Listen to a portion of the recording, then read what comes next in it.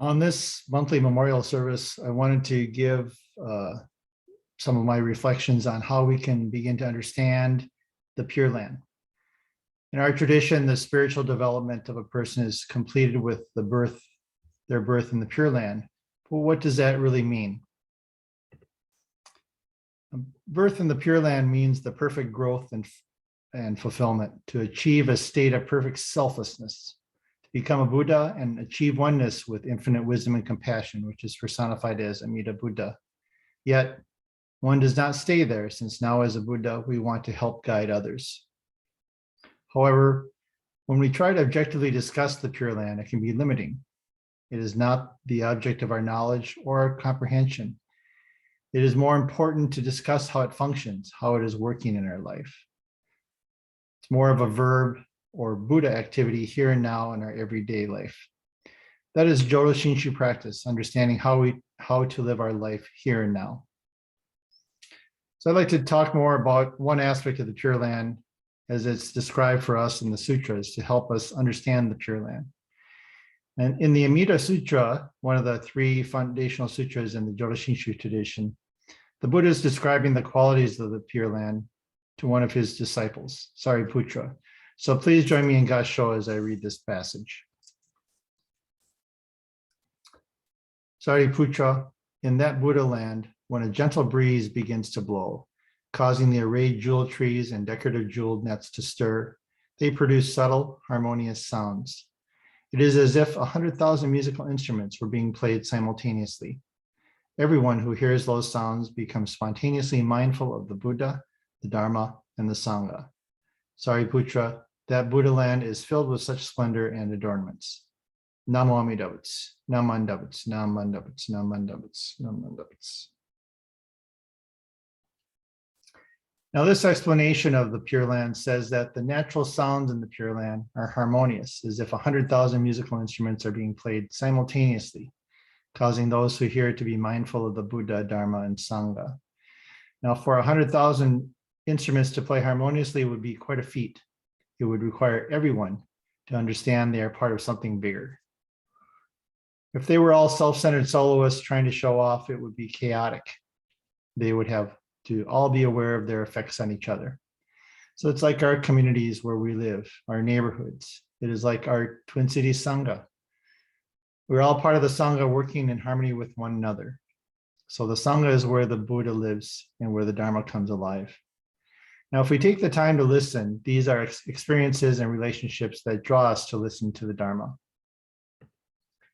Connie and I were walking in the Minnesota Landscape Arboretum a little while back, and we saw this sign that reminded me of this passage from the Amida Sutra. The sign says, "Do you hear music in the pines?" It is asking you to stop to listen to the sounds of nature. And there also is a quote on the sign from John Muir. And John Muir is a naturalist, founder of the Sierra Club, and considered the father of national parks. He's an early advocate for the preservation of wilderness in the US.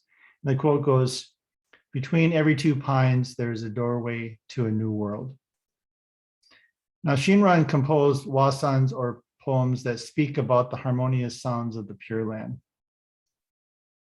In the Jodo Wasan, it says, "The delicate, wondrous sounds of jewel trees in the jewel forests are naturally pure and harmonious music, unexcelled in subtlety and elegance. So take refuge in Amida, the music of purity."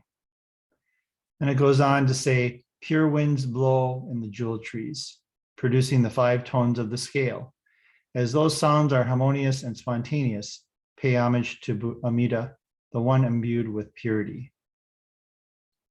Shinran notes that the sounds from the wind in the branches of the trees, the waters of the ponds, and the things that work and move, these all, without exception, produce the sound of Dharma. So what is the sound of Dharma? In these wasans, Shinran gives us a more tangible hint by describing the sounds of the Dharma as the 5 tones of an ancient Chinese scale. And for you musical people, this corresponds to the pentatonic scale. And this scale has a long ancient history found independently in many cultures. Now, a pentatonic scale is considered a versatile scale in that it carries with it minimal tension when used. And what I mean by that is the tones in this scale when played, they don't make you anticipate something else or anticipate something to come.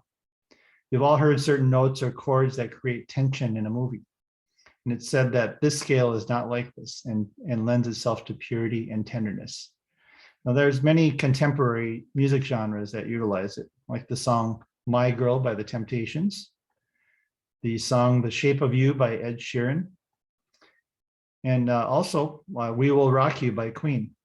And you'll find it in many traditional spiritual and folk tunes like Amazing Grace, Auld Lang Syne, Sweet Low, Sweet Chariot.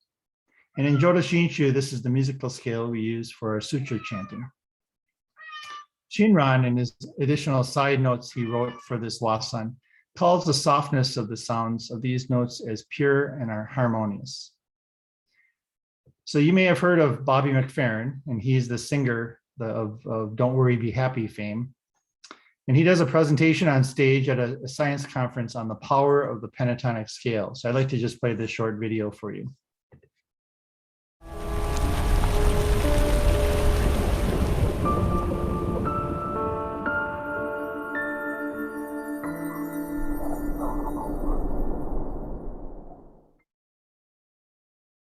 Talking about expectations. Watch. Ba, ba.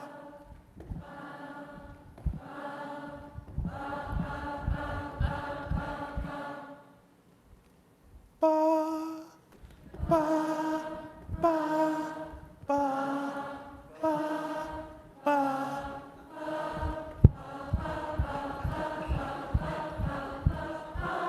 Okay.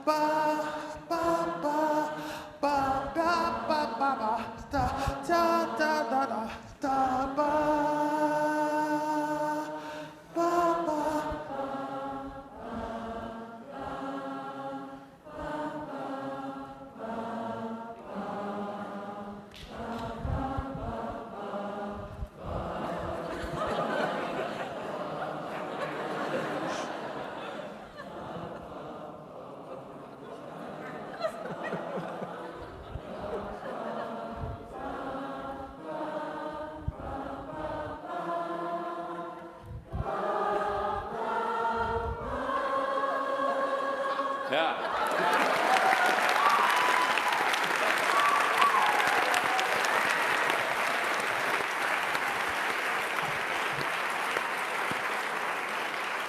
Now, what's interesting to me about that is, regardless of where I am, anywhere, every audience gets that.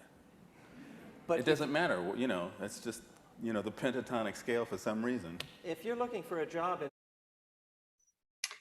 So he's showing that humans have a natural universal appreciation and understanding for the pentatonic scale, and it can be reliably and naturally brought out. So he shows that everyone automatically understands the scale no matter your musical background or lack of it. He says it's a natural phenomenon. So it seems that ancient civilizations understood the naturalness of the pentatonic scale as did Shinran. It is not something unknown, it is natural. So even though these specific tones are mentioned, these virtues of the Pure Land, like musical purity, they're explained really not as material objects, but instead are expressions of a Dharma nature itself. So using these notes of the scale are a way to help us understand the inconceivability of the Pure Land into things we can understand. So I'd like to expand this thought to the sound of the taiko is a sound that produces the Dharma, a sound that guides us to listen to the Dharma.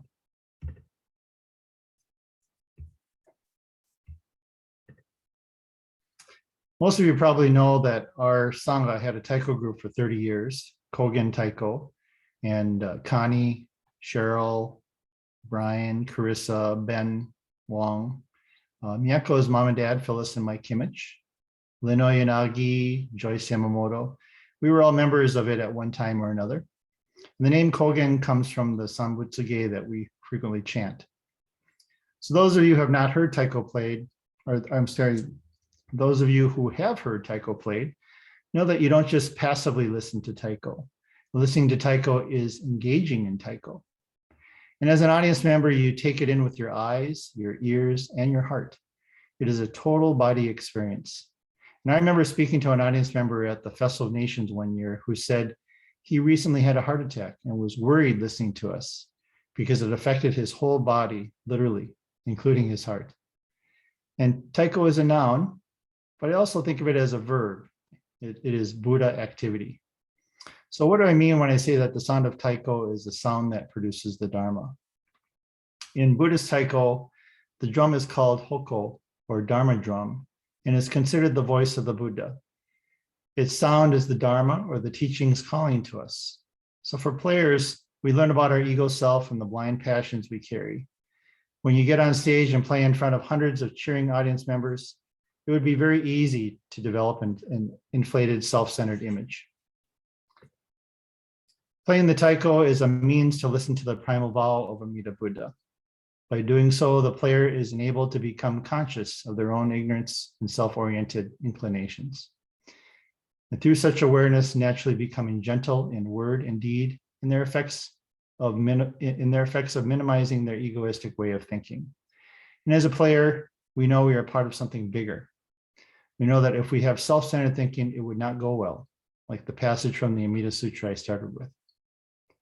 The sound of the taiko is the voice of the Buddha. It is a sound that facilitates transformative awareness for the player and listener.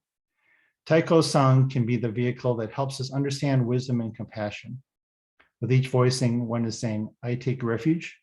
And at the same time, the Buddha is calling to me as Namo Amida Butsu. So when we watch taiko players play with their entire being, they smile with not just their face, but with their entire body. We see the joy of the Dharma. It is a sentiment of gratitude coming from the heart mind. And it is the indescribable feeling that comes from the understanding of the source of our realizations within taiko. Shinran refers to this as the joy of Dharma music, the joy produced by wisdom arising from love of the Buddha's virtue. Now, Reverend Tsuji, the former bishop of the BCA, he reminds us that the Dharma speaks to us through the sounds of the world in this particular reading. And we often use this in our services. So let me read this for you. Listen to the voice of the Dharma. Listen to the birds singing in the morning, the wind sighing in the boughs overhead, and the roar of the waves on the beach. Listen to the rain on the roof and the snow falling in the fields. The Dharma speaks to us through the sounds of the world, forcefully and eloquently and beautifully. It speaks of the unending change around us, the immutable truth of interdependence, and the peace in nature. Do we have the ears to hear and listen? Listen to the Nembutsu in the Hondo. Listen to the noble silence of the Buddha. So if we can accept that the sounds of the trees, the sounds of the water, the sounds of taiko, that they all produce sounds of the Pure Land, sounds that guide us to listen to the Dharma, we can have a greater appreciation of all the sounds around us. So please join me in Gassho once again as I again read the passage from the Amida Sutra as it describes the qualities of the Pure Land.